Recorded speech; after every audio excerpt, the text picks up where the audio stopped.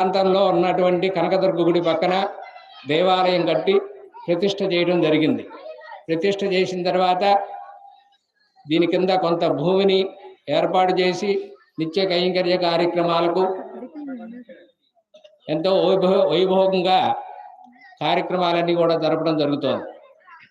కొంతకాలానికి దేవాలయం దూరం అవడం వల్ల దీన్ని కాస్త ఊళ్ళోకి దగ్గరగా కట్టాలని నిర్ణయించుకుని అప్పట్లో బ్రిటిష్ వారి దగ్గర ఇక్కడ ఉన్న 34 సెంట్ల స్థలాన్ని ఈ పంచాయతీ ఆఫీసు ఇదంతా కూడా ఒక చెరువుట, ఆ చెరువును పూడ్చి దేవాలయం కట్టడం ఇక్కడ కట్టి 120 సంవత్సరాలైంది.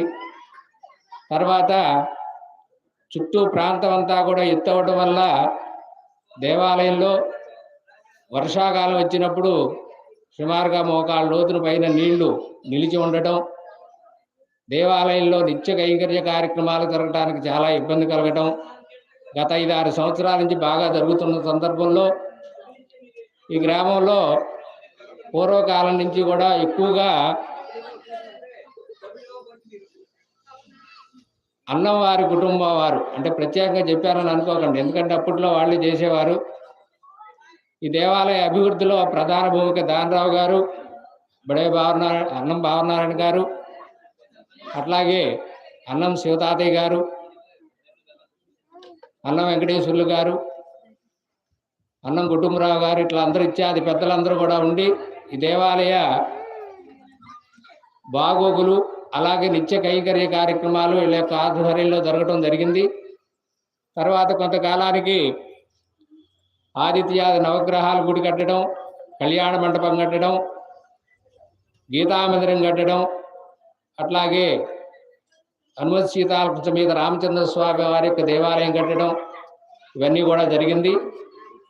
వీటన్నిటినీ పునరుద్ధరణ చేసి మళ్ళా బ్రహ్మాండమైన దేవాలయం కడదామని కొంతమంది కమిటీగా ఏర్పడి ధర్మకర్త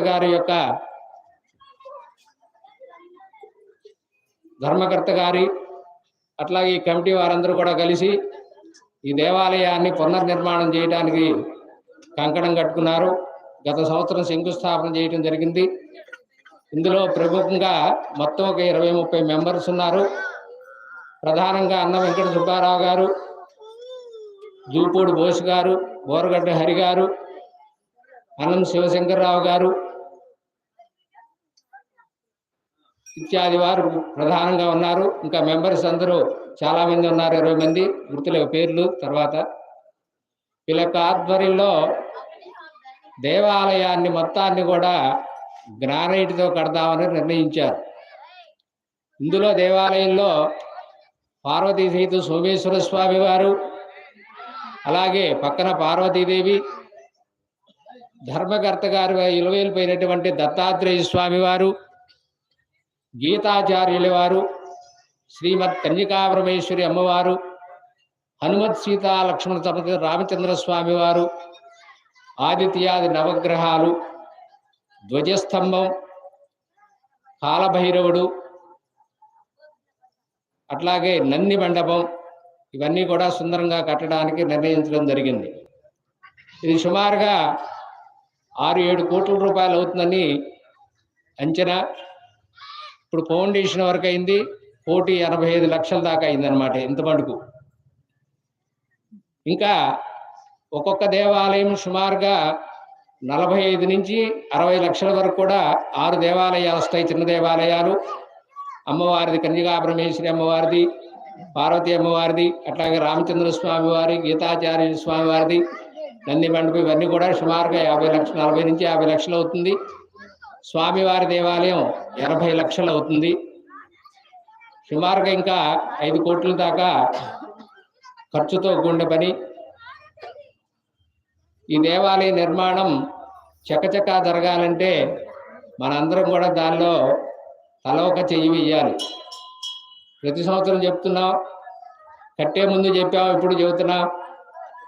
అట్లాగే పూర్వజన్మ సుకృతం ఉంటే కానీ శివాలయం కట్టడం జరగదు. ఎందుకంటే ఎన్నో యుగాల నుంచి కూడా